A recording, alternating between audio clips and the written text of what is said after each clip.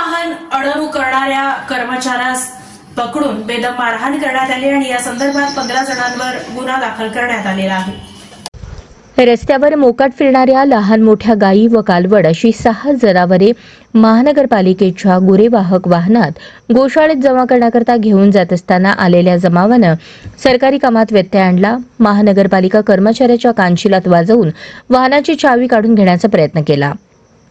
ही घटना जुना पुणा चौकातील हॉटेल अँबॅसेडर समोर बुधवारी सायंकाळी घडली। या प्रकरणी जवळपास 15 जणांविरुद्ध गुन्हा दाखल करण्यात आला आहे।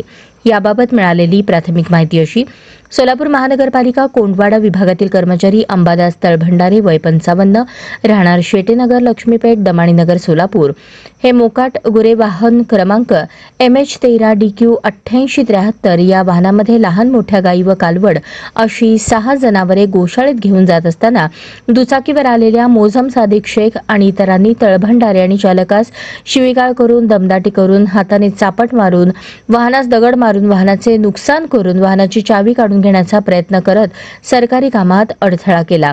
या प्रकरणी दाखल फिर्यादीनुसार फौजा चौडी पोलिसांनी जब्बार हाजीसाब लोखंडवाले, हनीफ कुरेशी, अब्रार रंगरेज, बिलाल कुरेशी, जैद कुरेशी, नकटा बाबू आणि अन्य अनोळखी 7-8 जणांविरुद्ध गुन्हा दाखल केला आहे।